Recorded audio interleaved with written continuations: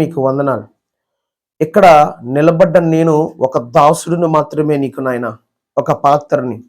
నాతోనూ ఇక్కడ ఉన్నటువంటి తోటి దైవజనులతోనూ నాతో ఇక్కడ ఉన్నటువంటి చెల్లెలతోనూ, ఇక్కడ ఉన్న ప్రతి అమ్మతో మీరు మాట్లాడండి, తమ్ముడితో మీరు మాట్లాడండి, ప్రతి ఒక్కరిని మీరు దర్శించండి. ఇక్కడ ఉన్న జాను పాలను కూడా మీ ఆధీనంలో తీసుకోండి ప్రభా. ఆ ఆలోచన విధానాన్ని మార్చండి. ఇప్పటి నుంచే నీ తట్టు చెప్పండి. ఆ బిడ్డ ఆలోచన, మనసును, హృదయాన్ని మార్చండి. నీలో నిలిచే భాగ్యం అందరికీ దయచేయమని, మా అందరితో కూడా మాట్లాడమని, నీకే మహిమ తెచ్చుకోమని యేసు పరిశుద్ధ నామములో అడుగుచున్నాను తండ్రి, ఆమేన్, ఆమేన్. మనం చాలాసార్లు కనిపెడతాం కొన్ని విషయాలు, అవునండి, కనిపెడతాం. ఎంతకాలం టైం పడుద్ది, ఎప్పుడు జరుగుద్ది, ఎలా జరుగుద్ది, ఎలా చేస్తారు ఆయన అని మనం కనిపెడతామండి. వాస్తవానికండి కనిపెట్టడంలో తప్పు లేదు. హల్లెలూయా. అంటే ఏది పడితే అది కనిపెట్టకూడదు. కానీ ప్రభు మీకు ఒక వాగ్దానం చేసినా, ప్రభు మీకు ఏదైనా దర్శనం ఇచ్చినా, ప్రభు మీకు ఏదైనా చేస్తానని మీకు చెప్పినా, దాని నిమిత్తం మీరు కనిపెట్టాలని బైబిలే చెప్తుంది. హల్లెలూయా.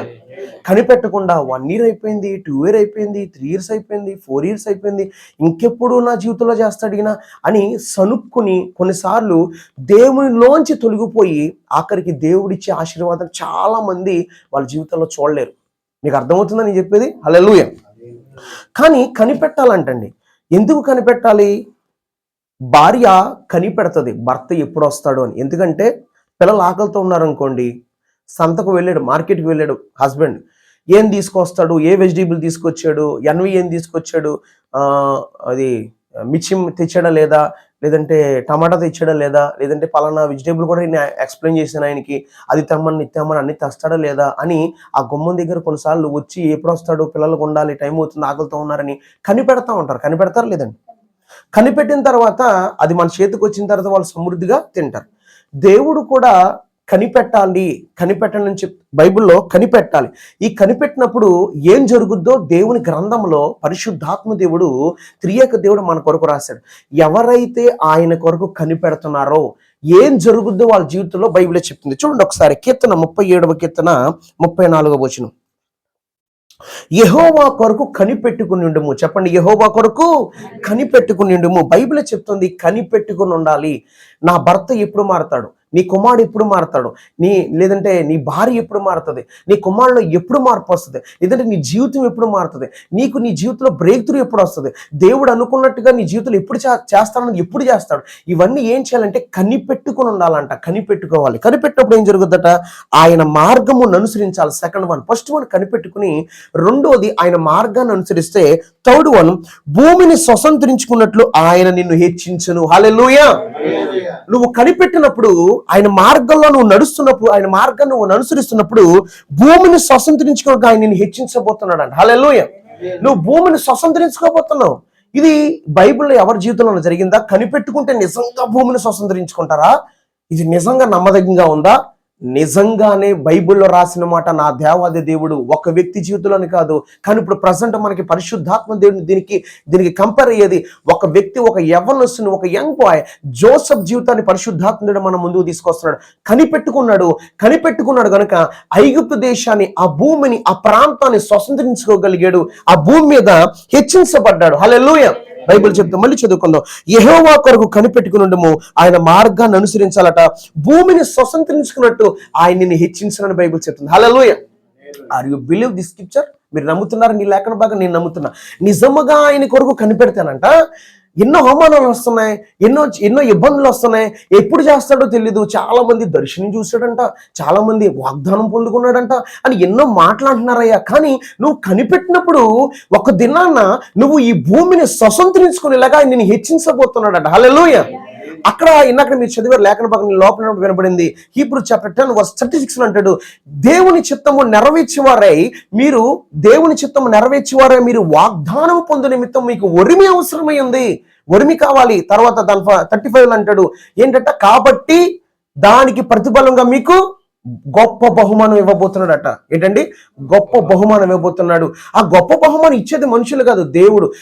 బైబిల్ చెప్తుంది, దేవుని చిత్తం మీరు నెరవేర్చాలనుకుంటున్నారా, మీరు వాగ్దానం పొందుకోవాలనుకుంటున్నారా, మీకు ఓర్మి కావాలి. అయితే నెక్స్ట్ వన్ ఏం జరుగుతుంది తెలుసా? మీకు గొప్ప బహుమానం కలుగుద్ది. అది ఒక సంఘ కాపరి ఇవ్వట్లేదు, ఒక ఇవాంజలిస్ట్ ఇవ్వట్లేదు, మీకు తెలుసున్న కొలీగ్స్ ఇవ్వట్లేదు, మీకు తోటి బిలీవర్ ఇవ్వట్లేదు. సాక్షాత్తు మీరు ఎవరి కొరకైతే కనిపెట్టుకున్నారో, ఎవరి కొరకైతే ఎదురు చూస్తారో, ఓర్చుకున్నారో, ఆ దేవాది దేవుడు యేసయ్య మీకు ఇవ్వబోతున్నట్ట. హల్లెలూయా. మీరు కనిపెట్టుకోవాలట. సెకండ్ వన్, ఆయన మార్గాన్ని అనుసరించాలి. ఆయన ఫస్ట్ ఆఫ్ ఆల్ కనిపెట్టుకోవాలి. అయితే ఎలా కనిపెట్టుకున్నాడు, సెకండ్ వన్ ఎలా అనుసరించాడు, తర్వాత భూమిని ఎలా స్వతంత్రించుకోగలిగాడు, భూమి మీద ఎలా హెచ్చించబడ్డాడు ఈ బిడ్డ, చూద్దాం. అతని జీవితాన్ని మనం పరిశీలించేద్దాం. పరిశుద్ధాత్మ దేవుడు మనకి కొన్ని విషయాలు ఈ రోజు అతని గురించి మన ముందు తీసుకొస్తున్నాడు. చెప్తున్నా, యవ్వనస్తుల గురించి మాకెందుకు చెప్తున్నావు, మాకు చాలా పెద్ద వయసు వచ్చేసింది కదా దైవజనుడా అని అనుకోకండి. మీరు కూడా కొన్ని విషయాలు కనిపెడతారు.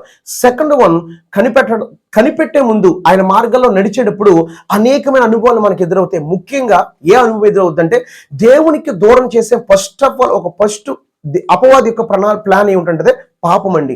అది వయసుతో భేదం లేదు. పాపం అంటే ఏదో ఒక పరాయి స్త్రీతో సంబంధం పెట్టుకోవడం పాపం కాదు. అబద్ధం ఆడడం పాపం, ఏమండి, అసూయపడ్డం పాపం, మత్సరపడ్డం పాపం, చీటికి మాటికి కోపడ్డం పాపం, నీ పొరుగువాడిని ప్రేమించకపోవడం కూడా ఒక పాపమే. హల్లెలూయా. నీ వయసు పెద్దదవ్వచ్చు, కానీ నువ్వు ఎప్పుడైతే వాక్యానుసారంగా నడుస్తున్నావో, ఏ పాపము చేయకుండా నువ్వు నడిచినప్పుడు నీవు ఖచ్చితంగా దేని కొరకు ఎదురు చూస్తున్నావు, అది నువ్వు ఒకరోజు స్వతంత్రించుకుని ఈ భూమి మీద నువ్వు హెచ్చించబడతావు అని బైబిల్ చెప్తుంది. ఆయన మార్గంలో నువ్వు నడవడానికి ఇష్టపడాలి. ఎన్ని సంవత్సరాలు పడద్దని నేను చెప్పలేను, ఎన్ని నెలలు పడద్దని నేను చెప్పలేను, కానీ నువ్వు చేసిన భక్తికి మాత్రం ఖచ్చితంగా నీకు ఆశీర్వాదం ఇవ్వబోతుంది. హల్లెలూయా. అయితే యెహోవా కొరకు కనిపెట్టుకున్నాడు, ఆయన మార్గంలో అనుసరించాడు, తర్వాత హెచ్చించబడ్డాడు. బైబిల్ కూడా అదే చెప్తుంది, యెహోవా కొరకు కనిపెట్టండి, సెకండ్ వన్ ఆయన మార్గాన్ని అనుసరించండి, థర్డ్ వన్ భూమిని స్వతంత్రించుకుంటూ ఆయన నేను హెచ్చిస్తాడని. అయితే ఈ బ్లెస్సింగ్ ఒక యవ్వనస్తుడి జీవితంలో జరిగింది. అతను గురించి చెప్పాలంటే పరిశుద్ధాత్మ సహాయాన్ని మనం ఖచ్చితంగా తీసుకోవాలి. ఎందుకంటే అతని జీవితంలో జరిగినటువంటి కార్యాలు ఒక పరిశుద్ధాత్మ ద్వారానే జరిగాయి. అతని జీవితంలో జరిగిన ఒక సంఘటన మనం పరిశీలన చేద్దాం. అయితే నేను వాక్యాన్ని మీకు చెప్పే దేవుడు నాకు ఇచ్చిన ఆలోచన బట్టి మీకు నేను చెప్తాను, మీరు అర్థం చేసుకోండి. జెనసిస్ చాప్టర్ 41:38, ఆదికాండము 41వ అధ్యాయము 38వ వచనం. ఇతని వలె దేవుని ఆత్మగల మనుషుని కనుగొనగలమా అని అనెను. జాగ్రత్తగా వినండి. ఈ మాట అతను అనిపించుకోవడానికి ఆల్మోస్ట్ 30 years పట్టిందండి. ఎన్ని సంవత్సరాలు పట్టిందండి? 30 years కాదు, 13 years. 13 అంటే 13 సంవత్సరాలు పట్టిందండి. 30 అంటే 30, 13 అంటే 13 సంవత్సరాలు పట్టింది. ఈ మాట మళ్ళీ చదువుతున్నానండి. ఆ మాట ఫరో దృష్టికుని అతని సమస్తల సేవకుల దృష్టికి యుక్తమైనను గనుక అతడు తన సేవకులను చూసి, ఇతని వలె దేవుని ఆత్మగల మనుషుని కనుగొనగలమా అని అన్నాడు. ఇతని వలె దేవుని ఆత్మగల మనుషుని గల అసలు కనుగొనగలమా అనేటువంటి మాట ఎవరన్నారంటే, ఒక దేశాన్ని పరిపాలిస్తున్నాడు, ఒక ఐగుప్తు దేశాన్ని పరిపాలించే ఒక రాజు ఈ యోసేపును చూసి ఇతని వలె దేవుని ఆత్మగల మనిషిని కనుగొనగలం అనేటువంటి మాట అక్కడ మాట్లాడగలిగారు.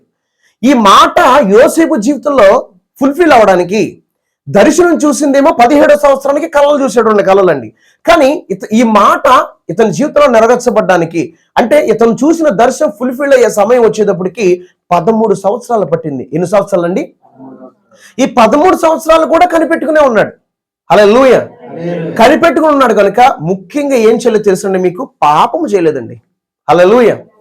దేవుని చేత ఒక వ్యక్తి వాడబడాలంటే, దేవుని చేత ఒక వ్యక్తి ఆశీర్వదించబడాలంటే, దేవుని చేత పరిచర్యలో ఒక బలమైన పాత్రగా ఉండాలంటే ఫస్ట్ ఆఫ్ ఆల్ మనిషి పాపము చేయకూడదు. ఆ మనిషికి రోగం ఉన్నా సరే దేవుడు స్వస్థపరుస్తాడు, ఆ మనిషికి నెత్తున్నా సరే స్వస్థపరుస్తాడు, ఆ మనిషికి జుట్టు లేకపోయినా సరే వాడుకుంటాడు, ఆ మనిషి ఆ వికారంగా ఉన్నా సరే వాడుకుంటాడు, కానీ ఆ మనిషి మాత్రం పాపము చేయకుండా ఉండాలి. ఆయనకి ఏ వ్యక్తి అయితే పాపము చేయకుండా ఉంటాడో ఆ దేహాన్ని దేవుడు పరిశుద్ధాత్మ ద్వారా నింపి ఆ దేహాన్ని ఈ భూమి తన పరిచయం నిమిత్తం వాడుకుంటాడు. అందుకే పరిశుద్ధత లేకపోతే ఆయన మనం చూడలేమని బైబిల్ చెప్తుంది. ఒక వ్యక్తి దేవుని చేత వాడబడాలంటే కనుక ఖచ్చితంగా హృదయముగా నుంచి పరిశుద్ధత కలిగి ఉండాలి. ఇదే దేహము అపవాది కూడా వాడుకుంటుంది. మీకు అర్థమైందా? మీకు ఒకే దేహాన్ని దేవుడు వాడుకుంటాడు తన పని నిమిత్తం, అదే దేహాన్ని అపవాది కూడా వాడుకోవడానికి ప్రయత్నం చేస్తుంది. మీరు ఈరోజు అనేక యవ్వనస్తుల మంది చూస్తారు, యవ్వనస్తులు వాళ్ళ దేహాన్ని అపవాది వాడుకుంటుంది, నచ్చినట్టుగా వాడుకుంటుంది. తన పని నిమిత్తం వాడుకుంటుంది. దేవుడు తన పని నిమిత్తం తన దైవజను దేహాలను ఆయన వాడుకుంటున్నాడు. హల్లెలూయా. బైబిల్ కూడా అది తేటతెల్లిగా చెప్పింది. బైబిల్లో కూడా రాయబడింది ఒక మాట, మీరు చూద్దాం ఒకసారి. బైబిల్ నుంచి కూడా మనం నేర్చుకుందాం. బైబిల్ ఏం రాయబడిందో చూద్దామండి. బైబిల్ ఏం రాయబడిందో చూద్దాం ఒక్కసారి. ఒక్కసారి తిమోతి రాసిన 2వ పత్రిక 2వ అధ్యాయము 20వ వచనం నేను చదువుతున్నాను, చూడండి. గొప్ప ఇంటిలో వెండి పాత్రలు బంగారు పాత్రలు మాత్రమే గాక కర్రవియు మట్టివి కూడా ఉండును. Page number 105, 195. అయితే గొప్ప ఇంటిలో వెండి పాత్రలు బంగారు పాత్రలు మాత్రమే గాక కర్రవియు మట్టివి కూడా ఉండును. వాటిలో కొన్ని ఘనతకును కొన్ని ఘనహితను వినియోగం పడును. ఎవడైనా వీటిలో చేరక తాను పవిత్రపరచుకునే యెడల వాడు పరిశుద్ధపరచబడి, జాగ్రత్తగా వినండి, ఎవడైనా వీటిలో చేరకూడదు, తాను పవిత్రపరచుకోవాలి, వాడు పరిశుద్ధపరచబడాలి. ఎలా ఏమవ్వాలంటండి? పరిశుద్ధపరచబడి యజమానుడు వాడుకోవడానికి ఒక అర్హమైన ప్రతి సత్కార్యంకు సిద్ధపరచబడిన ఘనత నిమిత్తమైన పాత్రమైండు. దాని కింద చూడ అక్కడ ఏమనుందో, నీవు ఎవరిలేచుండి పారిపోము, పవిత్ర హృదయులై ప్రభువుకు ప్రార్థన చేయవారితో కూడా నీతిని, విశ్వాసాన్ని, ప్రేమని, సమాధాన్ని వెంటాడు అంటున్నాడు తిమోతితో అపోస్తలుడైన పౌలు. ఈ పౌలు చాలా చక్కగా పరిశుద్ధాత్మ నింపబడి తిమోతికి చాలా అద్భుతమైనటువంటి కంక్లూజన్ ఇస్తున్నాడు. అతను ఎంత చక్కగా మాట్లాడంటే, నువ్వు ఎవరిలేచి నుంచి పారిపోవాలి, పవిత్ర హృదయం కలిగి ఉండాలి. ఏ హృదయం కలిగి ఉండాలమ్మా? పవిత్ర హృదయం కలిగి ఉండాలి. దేవుడికి వయసుతో భేదం లేదు, ఎవరైనా వాడుకుంటాడు. దేవుడు ఏ వయసులో ఉన్న వాళ్ళైనా సరే దేవుని పని నిమిత్తం వాడుకోగలడు. కానీ ఒక పవిత్రమైన హృదయం గలవారే ఉండాలి. ఏ హృదయం కలిగి ఉండాలి? ఒక పవిత్రమైన హృదయం కలిగి ఉండాలి. దేవుడు ఈ రోజున మనతో మాట్లాడేది ఏంటంటే, మనం దేని కొరకు అయితే కనిపెడుతున్నామో, నేను దేని కొరకు కనిపెడుతున్నా, మీరు దేని కొరకు కనిపెడుతున్నారు, మీరు దేని నిమిత్తం కనిపెడుతున్నారు, కనిపెట్టినప్పుడు సెకండ్ వన్ అక్కడ రాయబడింది 37వ కీర్తన 24వ వచనంలో సెకండ్ వన్ ఏముందంటే, ఆయన మార్గాల్లో మీరు నడవాలట. ఏం నడవాలట? చదువుతారన్నమాట ఒకసారి. కీర్తన 37 కీర్తన ఏముంది ఒకసారి చూడండి. కీర్తన 37వ కీర్తన ఏముంది ఒక్కసారి మీరు చూడండి. అక్కడ ఏముందో కీర్తనలో. కీర్తన 37వ కీర్తన నేను చదువుతున్నాను చూడండి. 34వ వచనం, ఆయన మార్గమును అనుసరించము. ఆయన మార్గం నువ్వేం చేయాలంట? ఆయన మార్గం అంటే ఏంటి? ఆయన మార్గం అంటే ఏంటి? ఆయన నిన్ను ఎలా నడిపించాలని మార్గాలు వేసుకున్నాడో ఆ మార్గాలు గుండా నువ్వు నడవాల్సిందే. హల్లెలూయా. ఎంత టైం పడుతుందండి ప్రభా, ఎంత ఇదిగా ఉందంటే ఈ మార్గం గుండా నేను వెళ్ళాల్సిందేనా? నా వల్ల కాదేమో, నేను చేయలేను ప్రభా, ఇది కష్టంగా ఉంది, ఇబ్బందిగా ఉంది, బాధగా ఉంది, నేను ఓర్చుకోలేకపోతున్నాను, అందరూ బాగున్నారు, నా జీవితంలో ఎప్పుడు చేస్తావు? కుదరదు. దేవుని మార్గంలో నడవాల్సిందే. నడిస్తేనే దేవుడు తన చిత్తాన్ని నీ జీవితంలో నెరవేర్చుకోగలుగుతాడు. మోషే అంటున్నాడు, నీ మార్గం నాకు తెలియచే. దావీదు అంటున్నాడు, నీ మార్గాలు నాకు కనపరచు అంటున్నాడు. దావీదు కూడా, నీ మార్గాలు నాకు తెలియజేస్తావా? దేవుని మార్గాలు నీ భక్తిని బట్టి, నువ్వు నడిచే విధానం బట్టి ఒకేసారి నీకు మొత్తం అంతా కూడా నీ డేటా అంతా కూడా, ఆయన డేటా అంతా నీ ముందు పెట్ట టేబుల్లో, ఇదిగో మొత్తం నీ ముగింపు, నీ డెస్టినీ దాకా ఇదే డేటాను ఇవ్వడు. నువ్వు నడుస్తున్న విధానాన్ని బట్టి, నీ నమ్మకత్వాన్ని బట్టి, నీ యథార్థాన్ని బట్టి ఒక్కొక్క స్టెప్, ఒక్కొక్క డోర్ నీకు ఓపెన్ చేస్తూ, this is my way, you can go, నువ్వు వెళ్ళిపో, ఇది నా దారిని చెప్పి నేను ఒక్కసారిగా ఒక బ్రేక్ త్రూ ఇచ్చుకుంటూ వెళ్తా ఉంటాడు. 1 by 1 ఒక్కొక్క బ్రేక్ త్రూ ఇస్తాడు. ఒకేసారి నీకు బ్రేక్ త్రూలు ఇవ్వడు, ఒకేసారి తన మార్గాలు తెలియజేయడు, ఒకేసారి తన చిత్తాన్ని తెలియజేయడు.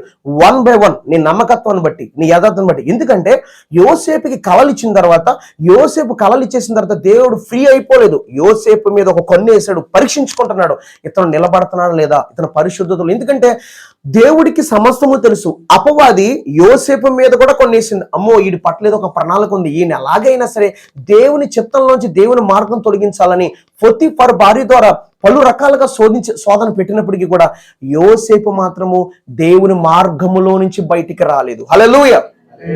ఒకవేళ కనుక దేవుని మార్గంలో నుంచి బయటకు వచ్చుంటే యోసేపు జీవితం వేరేగా ఉండేది. మనకి బైబిల్లో దేవుని మార్గంలో నడిచినప్పుడు అనేకమైనటువంటి పరిస్థితులు మనకు ఎదురవుతాయి. అపవాది కొంతమందిని యూజ్ చేసుకుని నిన్ను ఆ మార్గంలో నుంచి వెనక్కలాగడానికి, తప్పించడానికి ఏదో ప్రయత్నం చేస్తూనే ఉంటుంది.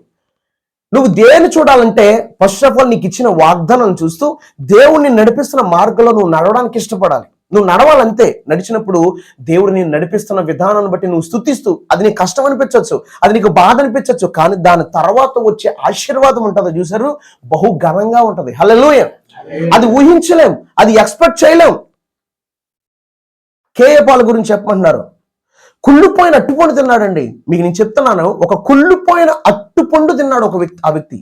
కానీ ఆయన ఒక మీటింగ్ అటెండ్ అవ్వాలంటే 10 lakhs above బిలీవర్స్ అటెండ్ అయ్యేవారు. ఒక మీటింగ్ 10 lakhs above 10 లక్షల మంది పైన అటెండ్ అయ్యి, లేదంటే 10 lakhs అటెండ్ అయ్యి, ఆయన ఒక మీటింగ్ లో ఆయన వచ్చి వాక్యం చెప్పే ముందు, విలువైన వాక్యం చెప్పే ముందు 2 హెలికాప్టర్లు దిగాయంట గ్రౌండ్ లో.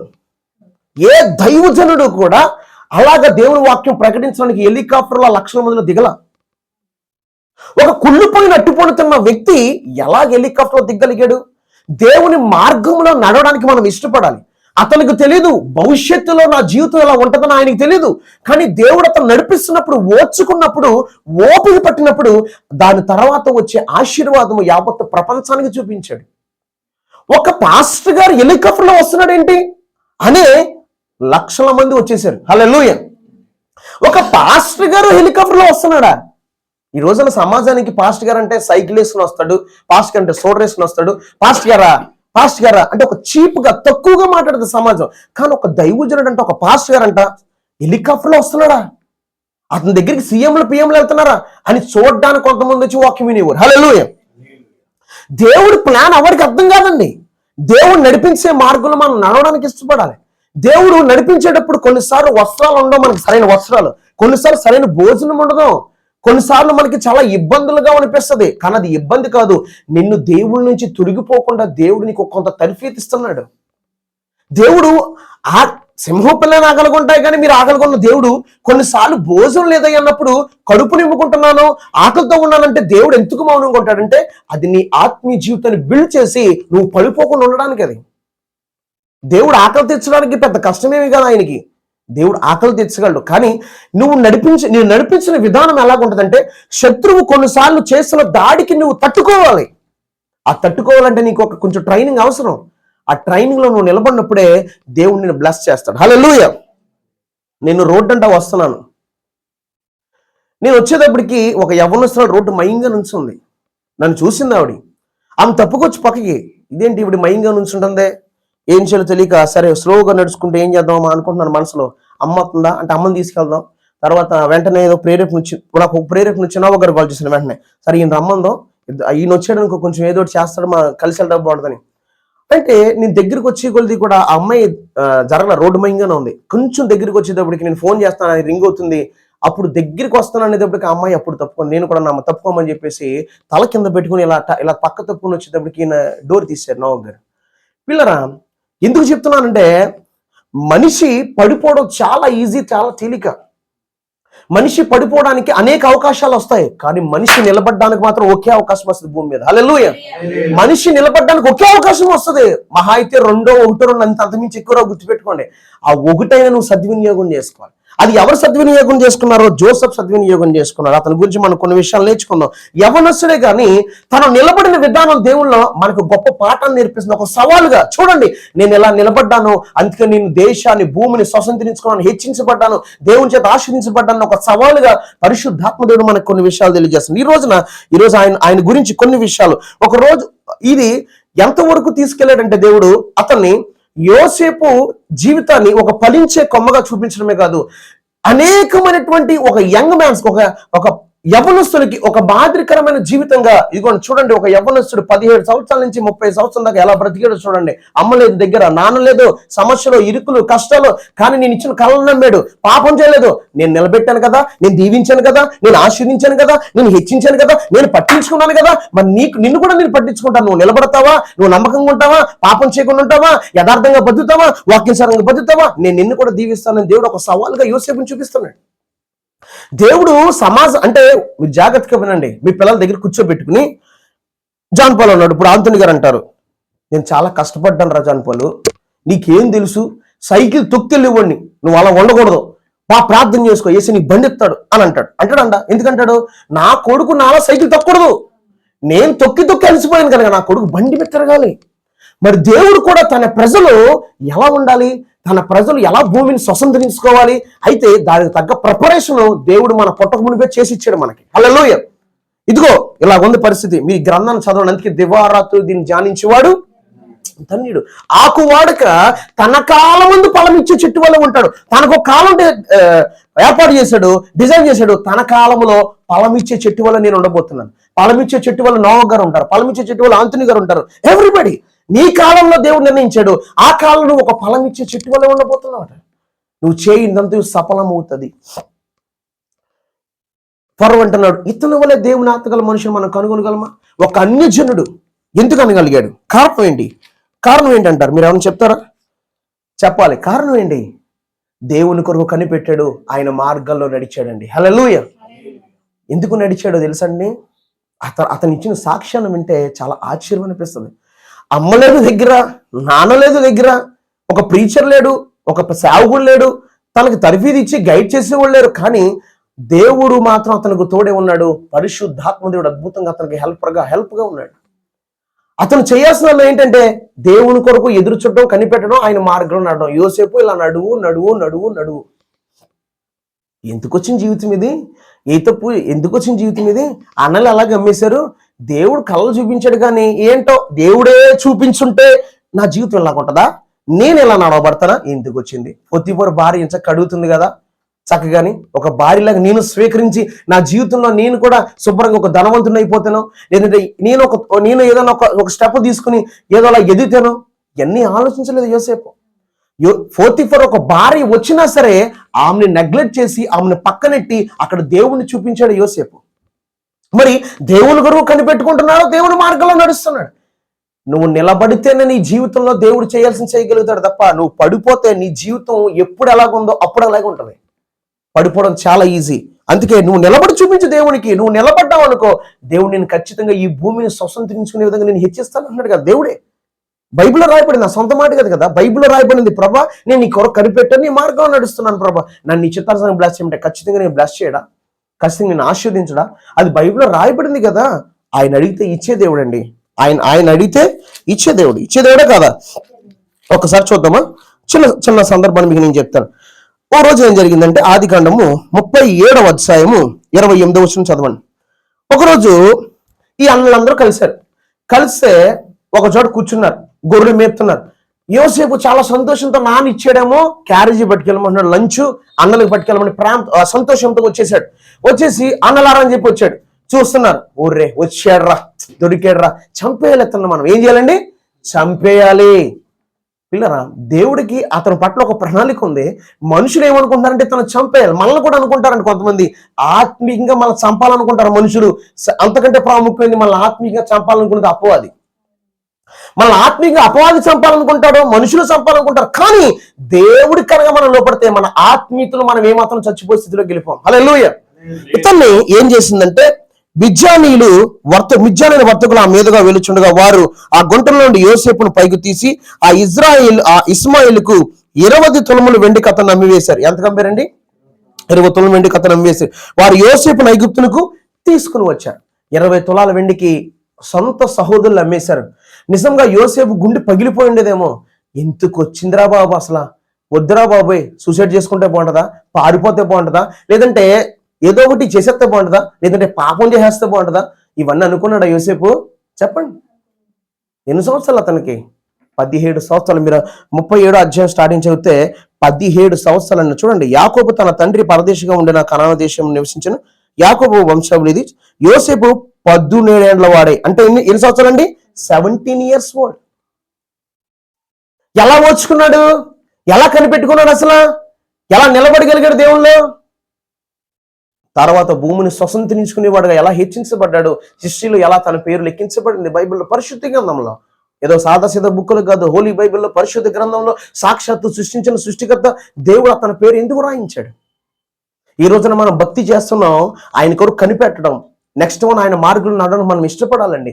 నువ్వు ఎప్పుడు దేవుని మార్గంలో నడవాలంటే ఫస్ట్ ఆఫ్ ఆల్ చెప్తున్నానండి, అందరితో నువ్వు పోల్చుకోకూడదు. అందరిని ఆడు బాగానే ఉన్నాడు కదా, నేను అలాగుంటాను, అవన్నీ కాదు. నువ్వు దేవుని మార్గం నడవాలంటే నువ్వు ప్రత్యేకించబడాలి. దేవుడు నీకు ఏం చెప్తే అది చెయ్యాలి, దేవుడికి లోబడాలి. దేవుడు నేను ఎలా నడిపిస్తే నువ్వు అలా నడవాల్సిందే. హల్లెలూయా. నడిచినప్పుడే, దేవుని మార్గాల్లో నువ్వు నడిచినప్పుడే నీ జీవితము ఆశీర్వాదకరంగా ఉంటది. దేవుడు నోటంట పలానా బిడ్డ పేరు ఆయన ఉచ్చరించే స్థితికి నువ్వు వెళ్ళగలుగుతావు. దేవుడు ఉచ్చరించి పరిశుద్ధాత్మ దేవుడు తన భక్తుల ద్వారా రాయించాడు యోసేపు పేరు. అర్థమైందా మీకు? దేవుడు ఉచ్చరించి మీ పేరు జీవ గ్రంథంలో రాయమని చెప్పాలి. పలానా బీవరంలో పలానా ఆంతుని పేరు రాయి, నా దాసుడు దైవజనుడి పేరు. అని ఆయన ఉచ్చరించి చెప్పాలి. అప్పుడు అక్కడ జీవగ్రంథంలో రాయబడాలి. గొర్రెపిల్ల యొక్క జీవగ్రంథం వ్రాయబడాలట. పేరు వ్రాయబడకపోతే ప్రమాదం, వ్రాయబడాలి. ఇప్పుడు ఈ యోసేపుని 20 తులాలు వెండి కమ్మేశారు. వెండి కమ్మేసినప్పుడు ఇతను జీవితంలో తప్పిపోలేదు, దేవుని మార్గంలో నడవడానికి ఇష్టపడ్డాడు. నాన్న వాళ్ళే గొద్దులు పడిస్తారేంటి, నాన్న వాళ్ళే నన్ను నమ్మేశారేంటి, నాన్న వాళ్ళే నేను అవసరం లేదనుకున్నారా, నాన్న వాళ్ళే ఏంటి నన్ను ఇలా చేతులు దులిపేసుకున్నారు, నన్ను ఎవరికి అప్పగించి. కానీ ఏమాత్రం కృంగిపోలేదు. కానీ దేవుడు తనకిచ్చిన కళల్లో నమ్మికుంచాడు గనక, ఎక్కడ నమ్మికుంచాడని తెలుస్తుందంటే పోతీఫర్ భార్య వచ్చినప్పుడు ఒకే మాట అంటాడు. చూడండి మీరు, ఒకే మాట అంటాడు. ఏమంటాడో చూడండి. కాబట్టి నేనెట్లు చదువున్నాను. ఇంత ఘోరమైన దుష్కార్యము చేసి దేవునికి విరోధముగా పాపము కట్టుకొందునని. చాలమ్మా. ఇంత ఘోరమైన దుష్కారం చేసి దేవునికి విరుద్ధంగా నేను పాపం కట్టుకుంటానా? అలా చెప్పగలిగాడు కనుకే దేవుని మార్గంలో నడవగలిగాడండి. మనం నోటితో చెప్తాం కొన్ని మాటలు, కానీ మన చేతల్లో చూపించలేము. అవి నోటితో చెప్పినవి చేతల్లో చూపించగలగడం చాలా ప్రాముఖ్యం మనకి. నోటితో చాలా ఈజీ, నేను ఇప్పుడు గంట ప్రసంగం చేయమని చేసేస్తాను, కానీ ప్రసంగించిన ప్రసంగం తగ్గట్టు నేను నడుస్తాను లేదు, అది దేవుడికి కావాలి. హల్లెలూయా. నేను ప్రసంగిస్తాను మీకు, నేను ఇంకో అరగంట చెప్తాను అవసరమైతే, కానీ ఆ ప్రసంగం తగ్గట్టు నేను నడుస్తున్నాను లేదు, అది ప్రాముఖ్యం ముందు. పౌలు అంటాడు, ఇతరులకు చెప్పి నేను బ్రష్డ్ అవ్వకుండా నేనేమవుతాను, ఆ శరీరాన్ని నలగొట్టుకుంటాను అంటాడుగా పౌలు. దేవుడు నడిపిస్తాడు, దేవుడు మార్గాలు దేవుడు కూడా కనిపెట్టినప్పుడు దేవుడు ఖచ్చితంగా నేను హెచ్చిస్తాడు. పొద్దున నాకు ఫోన్ వచ్చింది, నేను మా తెల్లరగట్లే ఈయన ఫోన్ చేశాను, ప్రార్థనలో ఉండగా నాకు ప్రేరేపణ నుంచి ఫోన్ చేశాను. నాకు ప్రేరేపణ రాత్ర మైక్ ఛార్జింగ్ పెట్టమని నేను ఆయన చెప్పలేదు, అసలు నాకు అనిపించలేదు, ఆయన ఫోన్ చేసి చెప్పలేదు. ఈయన ఫోన్ చేశారు నాకు రాత్రే. నాకు ఇప్పుడు ఎవరితో మాట్లాడడం ఇష్టం లేదు అన్నారు ప్రభు, నేను పడుకుని పోయాను, దైవకుజాను లెగిసిన తర్వాత ప్రేరేపణ ఈయన ఫోన్ చేస్తే ఇలా జరిగిందని చెప్పారు. సరే ఏం చేద్దాం, ప్రార్థన చేసిన తర్వాత నేను ఏం బాధపడలా, దేవుని స్తుతించాను, నా వాగ్దానంలో బయటికి చెప్పి గణపరిచిన తర్వాత ప్రభు నాతో మాట్లాడుతున్నారు. నేను పడుకుని ఉంటే, పలానా సంఘానికి వెళ్ళు, నువ్వు వెళ్ళు ఖాళీగా ఉంటావు, నాకు ఇష్టం లేదు అంటున్నారు. లేదంటే నాకు వాళ్ళ ఫోన్ నెంబర్ నాకు లేదు, టైమింగ్ తెలీదు, ఏంటి వెంటనే ఆయన ఫోన్ చేయమన్నారు, నాన్న తీసుకెళ్తారేమో అడుగున్నారు, వీళ్ళిద్దరిని వెళ్ళమన్నాను. దేవుడు మహాకృపను బట్టి దేవుడు కొరకు కనిపెట్టినప్పుడు, దేవుని మీద ఆధారపడినప్పుడు అక్కడ ఈరోజు బహుబలంగా వాడుకుని నేను మీ మధ్యకి వచ్చాను. 11 o'clock నేను రీచ్ అయ్యాను. అద్భుతంగా పరిశుద్ధాత్మను నన్ను వాడబడ్డాను. నేను జకరయ్య గారి సంఘంలో దేవుడు కొరకు కనిపెట్టినప్పుడు, ఆయన మార్గంలో నడవడానికి ఇష్టపడినప్పుడు, అదేంటి నాకు అవకాశం. డేట్ ఇచ్చిన తర్వాత కూడా వాళ్ళు వెనక తీసుకున్న తర్వాత ఏం భక్తిరా అని అనుకుంటే వాళ్ళు క్రైస్తవులు కాదు. కొన్నిసార్లు దేవుడు ద్వారం తెరిచిన తర్వాత మనుషులు మూసేస్తారు. మనుషులు దేవుడు దేవుడికి భయపడినప్పుడు మనుషులు దాన్ని గొల్లు పెడతాక చూస్తారు. దేవుడు కూడా దాన్ని డిస్టర్బ్ చేయడు. అక్కడ దాకా ఉంచితే దేవుడు అనుకుంటాడు, ఇక్కడ దాకా అనుకున్నామేమో, నా బిడ్డని లక్షల మందిలో నిలబెడతాను అనుకుంటాడు దేవుడు. నువ్వు ద్వారం ముయ్యొచ్చు, కానీ నువ్వు ఒక ద్వారం ముయ్యొచ్చు. అపవాది వాళ్ళు వరదలు ప్రేరేపించి వాళ్ళు ఏదేదో అనుకుని మాట్లాడుకుని ద్వారం ముయ్యొచ్చు, కానీ దేవుడు అక్కడ దాకా కాదు, మొత్తం బేవరం పట్టణం అంతా కూడా చూసే విధంగా మీటింగ్ ఎట్టేస్తాను అనుకుంటాడు దేవుడు అవసరమైంది. హల్లెలూయా. అంత తేడా ఉంటుందండి దేవునికి. అందుకే నా తలంపులు మీ తలంపులు కంటూ దేవుడు ఖాళీగా ఉండడు, అమ్మ తొలిపేసుకున్నావా అలా చూసి జస్ట్ కామ్గా ఉంటాడు. రైట్ టైంలో మొత్తం బేవరం అంతా తెలిసిలో మీటింగ్ ఎట్టేస్తాడు అవసరమే. పిల్లరా, దేవుని కొరకు కనిపెట్టుకోవాలంటే మనుషుల కొరకు కాదు. మనుషులు పాదాలు పెట్టుకుని బాబు వెనక్కల్లా దేవుని మీద ఆధారపడినప్పుడు, దేవుని మీద కనిపెట్టుకున్నప్పుడు దేవుడు చూసారా సెకండ్లోనే ఖాళీగా ఉండకూడదు పద అని అద్భుతంగా నన్ను ఒక చోట వాడుకుని మళ్ళీ మీ మధ్యకి నేను అనుకున్నాను. ఎక్కడ కూడా కొంచెం నీరసం వచ్చింది, జ్వరం వచ్చేసింది, గొంతుకు రొంప. కానీ ప్రభు నాతో మాట్లాడే బలపచ్చి, లేదు నువ్వు ఖాళీగా ఉండకూడదు, పద ఇల్లు అని దేవుడు నన్ను తీసుకొచ్చి ట్యాబ్లెట్లు ఇమ్మంటే తెమ్మని ట్యాబ్లెట్లు వేసుకుని ప్రార్థన చేసుకున్నాను. మీ ముందుకు వచ్చి వాక్యం చెప్తున్నాను. దేవుడు మార్గంలో మనం నడవడానికి ఇష్టపడు. వద్దు ప్రభా, దయచేసి నన్ను ఈ పూట వదిలేస్తే ఆంతోని గారు చెప్తారు, దయచేసి నేను కొరకు పెట్టి పడుకుంటాను ప్రభు అంటే, ఒరే సోమరిపోతా అంటాడు దేవుడు. ఏమంటాడు? సోమరిపోతా. ఇలాంటప్పుడు కష్టపడడానికి ఇష్టపడినప్పుడు, నడుస్తాను ప్రభు అన్నప్పుడు, నా బిడ్డ ఒంట్లో బాగోపోయినా పని చేయడానికి వచ్చాడే కదా, ఈ బిడ్డగా దీవెన ఇంకా పెరుగుతుంది. దేవుడి నిర్ణయాలు అలాగుంటాయి. ఎప్పుడు కూడా దేవుని కొరకు బైబిల్లో ఒక మాట ఉంది, సమయమందును అసమయమందును మనం ఎప్పుడు కష్టపడడానికే చూడాలంట. ఉందండి లేదా బైబిల్లో? సమయమందును అసమయమందు కూడా కష్టపడాలంట. ఈ సమయం కష్టపడే సమయం కాదు కదా ప్రభు, దయచేసి నన్ను వదిలి అని అనకూడదు. ఒకరోజు దైవజనులు జాన్మిస్ గారు వాళ్ళ నాన్నగారు ప్రార్థన 12 o'clock అవుతుంది, నైట్ 12 o'clockకి. అయితే ఆయనతో పరిశుద్ధాత్మ దేవుడు మాట్లాడి ఏమంటున్నారంటే, మీరు వెళ్ళండి పలానా చోటుకి వెళ్ళని చెప్పి ఆ దైవజనుడికి పరిశుద్ధాత్మ దేవుడు ప్రేరేపిస్తున్నారు. సరే ప్రేరేపిస్తే ఆయన వెళ్తే ఆయనకి వచ్చిన ప్రేరేపణ ఏంటంటే, నువ్వు అక్కడికి వెళ్ళి సువార్త చెప్పు అని అన్నారు. ఒక చెట్టు దగ్గరికి వెళ్ళి, ఏమండి ఒక చెట్టు దగ్గరికి వెళ్ళి తిని కదా అలా మాట్లాడితే ఎవరు మాట్లాడుతున్నారు అసలు, చెట్టు దగ్గర సువార్త ఏంటి అనిపిస్తుంది, అదేనా? మనకేనంతే. కానీ చెట్టు దగ్గర సువార్త చెప్పన్నాడు దేవుడు ఆయనతో. చెట్టుకి సువార్త, సరే ప్రభు ఎందుకు లోపడి వెళ్ళిపోయాడుగా. సువార్త చెప్పండి మొత్తం మీద చెట్టు దగ్గరికి వెళ్ళి యేసు రక్షకుడు, యేసు గొప్పడు సువార్త చెప్తున్నాడు. Young holy team brother John Wesley వాళ్ళ యొక్క ఫాదర్ అండి. ఆ దైవజనుడు చెప్తుంటే సడన్ మన చెట్టు మించి ఆ నైట్ ఆ మిడ్ నైట్ 10 మంది దూకాడు చెట్టు మించి. ఒకడు ఏంట్రా బాబు ఎలా దూకావు నువ్వు అంటే, చచ్చిపోదామని వచ్చానండి. మీరు యేసై గురించి చెప్తున్నారు కదా, నేను చచ్చిపోనండి అన్నాడంట. హల్లెలూయా. దేవుడు ప్రణాళిక, దేవుడు మార్గాలు నడవాలంతే. 12 అవుతుంది ఇక్కడ, ఏమనుకుంటున్నా ప్రభు 11:30 వచ్చి చేసి నన్ను వదిలి దయచేసి అంటే, మిక్కిలి కొంచెంలో నమ్మకం కూడా ఎక్కువలో నమ్మకంగా ఉంటాడు. ఈ రోజు నా దైవజనుల ఫ్యామిలీ యావత్ అంటేరు వరల్డ్లోనే ఒక అద్భుతమైన స్పీకర్ గా పిలువబడుతున్నారు పిల్లరా. హల్లెలూయా. దేవుడు ఊరికి ఘనత ఎవడు గుర్తుపెట్టుకో, నాకు కూడా ఘనత ఇచ్చే పోటీ పెట్టుకుంటానంటే ఎవడ దేవుడిచ్చే ఘనత ఎలాగ ఉంటదంటే తరతరాలు చెప్పుకునే విధంగా ఉంటది. అందుకే ఆయన గణపరిచేవాడు నేను గణపరుస్తానండి. గణపరచడంటే ఆయన మాట విను, ఆయనకి లోబడు, ఆయన మార్గంలో నడువు, ఆయన కొరకు కనిపెట్టుకో, ఖచ్చితంగా దేవుడిని ఘనత ఇస్తాడు. దేవుడే కనుక నీకు ఘనత ఇచ్చాడు అనుకో, ఆ ఘనత ఎవరు చెరపాలనుకున్నా సరే. బోర్డు మీద చిన్నప్పుడు డస్ట్ పడుకుని సెల్ఫీ వాళ్ళు మేము స్కూల్లో ఉన్నప్పుడు రోజు ఒకళ్ళు సెల్ఫించేవారు, నువ్వు చెరపరా అని. అదొక సంతోషం నాకు. ఆ డస్ట్ వచ్చేటప్పటికి నేను దాచుకుని ఉన్నాను అనమాట. ఏంటంటే అది చెరుపుతున్నప్పుడు ఒక ఆనందం మనకి. ఆహా నేనే కదా ఈ బోర్డు అంతా కూడా తుడుస్తున్నాను, దానివల్ల ఉపయోగం లేదు. కానీ దేవుడిచ్చే ఘనత ఎవడు చెరపాలని కూడా జరగదు. హల్లెలూయా. దేవుడు ఘనతను ఇవ్వాలనుకున్నాడు యోసేపుకి, దేవుడు ఖచ్చితంగా ఆ ఘనత తరతరాలు చెప్పుకునే విధంగా ఇవ్వబడింది. ఈ రోజున మనం నేర్చుకోవాల్సింది, ఆయన కొరకు కనిపెడితే, ఆయన మార్గం నడిస్తే యోసేపు భూమి మీద స్వతంత్రించుకున్నట్టు హెచ్చించినట్టుగా మనల్ని కూడా ఒక దినాన ఈ భూమిని స్వతంత్రించుకునే విధంగా మనల్ని హెచ్చిస్తాడని ఆయన. హల్లెలూయా. మీరు నమ్మగలుగుతున్నారా? కేపాల గురించి చెప్పమన్నారు. ఒక కుళ్ళిపోయినటువంటి తిన్నప్పుడు, దేవుని మార్గంలో నడిచినప్పుడు, దేవుని చిత్తంలో ఫస్ట్ స్టార్టింగ్ ఆయన లోబడినప్పుడు, దేవుడు ఆయనకి 2 హెలికాప్టర్ మీద గుంటూరు కావచ్చు, మీరు బేవరం మీటింగ్ అప్పుడే బాలయోగి హెలికాప్టర్ బేవరం వచ్చినప్పుడు కానీ, ఆయన ఎక్కడికి వెళ్ళినా సరేనండి మీటింగ్లో హెలికాప్టర్లో దిగేవాడు ఒక దైవజనుడు.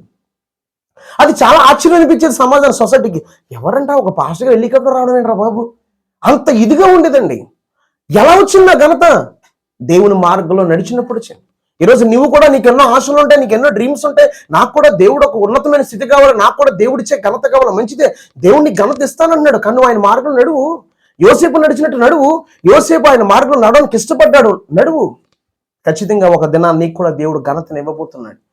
అది రాష్ట్రాలు దేశాలు దాటిపోద్ది. హల్లెలూయా. అది గుర్తుపెట్టుకోవాలి. దేవుడి కొరకు కనిపెట్టు. అందుకే యెహోవా కొరకు కనిపెట్టుకునుండుము. ఆయన చేసేంత వరకు కనిపెట్టుకో. ఆయన నీ జీవితంలో కార్యం చేసేంత వరకు కూడా, అద్భుతం చేసేంత వరకు కూడా, నేను వాడుకునేంత వరకు కూడా కనిపెట్టుకో. నేను దర్శనం చూశాను, వాగ్దానం పొందుకున్నాను. వెంటనే దేవుడు నన్ను వాడుకోలే. నాకు దేవుడు చెప్పేవాడు, టైం ఉండదు, నేను వాడుకుంటాను, వెయిట్ చేయి అనేవారు. నేను నా ముందుకు సాగిపోతుంటే, ఇదిగో నీ వాగ్దానం నెరవేరే సమయం వస్తుంది, ఇంకా సమయం వస్తుంది, జాగ్రత్తగా ఉండని నన్ను హెచ్చరించిన దినాలు ఉన్నాయి. దేవుడే నాకు సాక్షి అండి పిల్లరా. అందుకే చాలా ఎలర్ట్గా ఉంటాను నేను. చాలా జాగ్రత్తగా ఉండడానికి ప్రభు కృప చూపిస్తారు.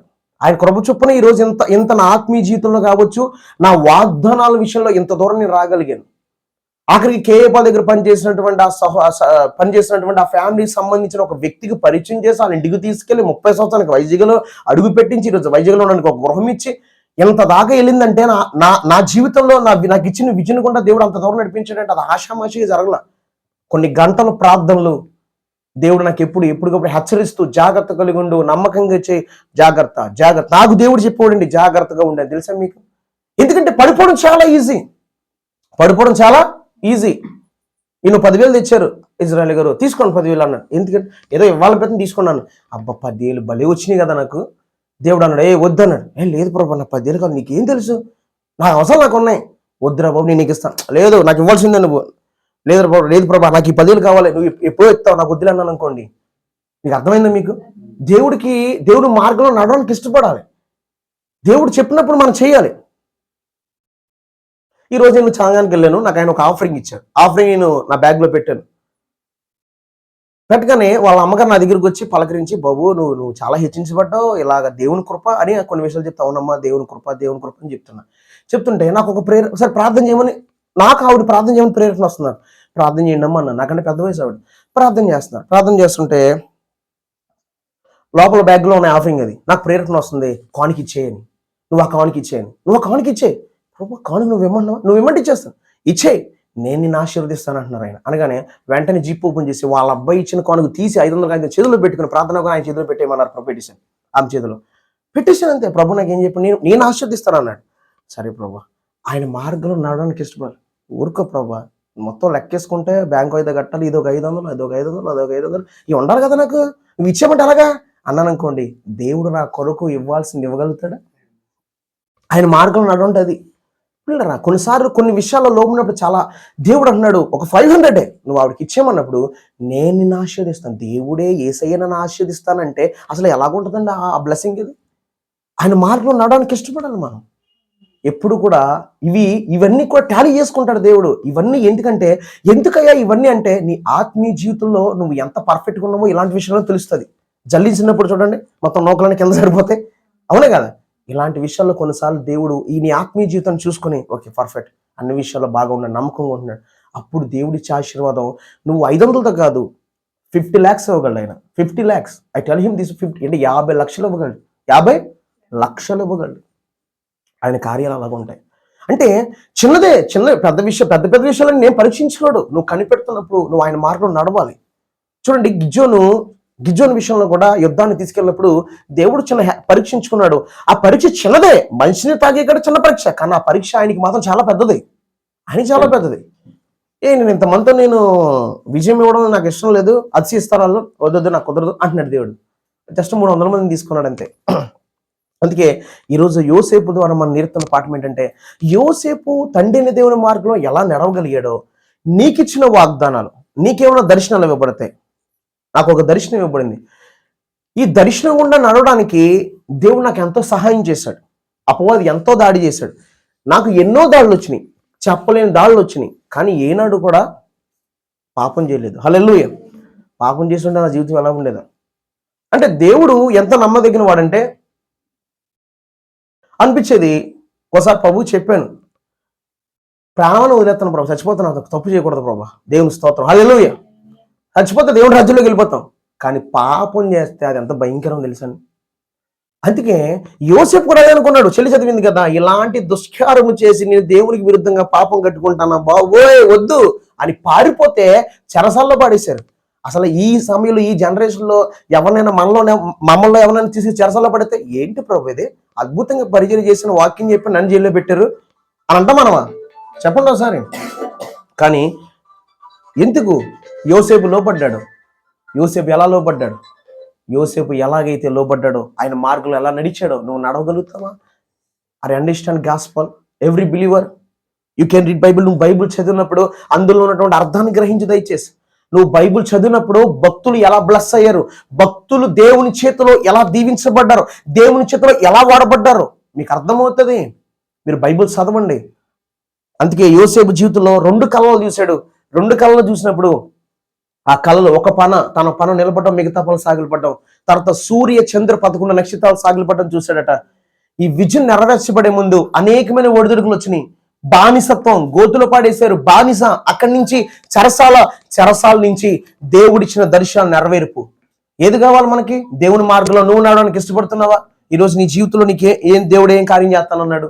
దేవునికి ఏ ప్రామిస్ చేశాడు? నువ్వు దేని కొరకు కనిపెడుతున్నావు? I don't know, but God can understand. నువ్వు దేని కొరకు అయితే ఎదురు చూస్తున్నావో దాని కొరకు నువ్వు కనిపెడుతున్నావు కనుక అక్కడే బైబిల్ చెప్తుంది, ఒక కమాండ్ గా చెప్తుంది, బైబిల్ ఆజ్ఞాపిస్తుంది. నువ్వు కనిపెడుతున్నావు కదా, యెహోవా కొరకు కనిపెడుతున్నావు కదా. రెండోది, సెకండ్ వన్, ఆయన మార్గంలో నువ్వు నడవాలని చెప్తుంది బైబిల్. ఆ తర్వాత నువ్వు భూమిని స్వతంత్రించుకుంటూ ఆయన నేను హెచ్చించబోతున్నాడు. హల్లెలూయా. చూడండి, అది చదివి ముగించేయమన్నాడు. చదువుదాం ఒకసారి ఆ మాట చదువుకుందాం. 37 Psalm 37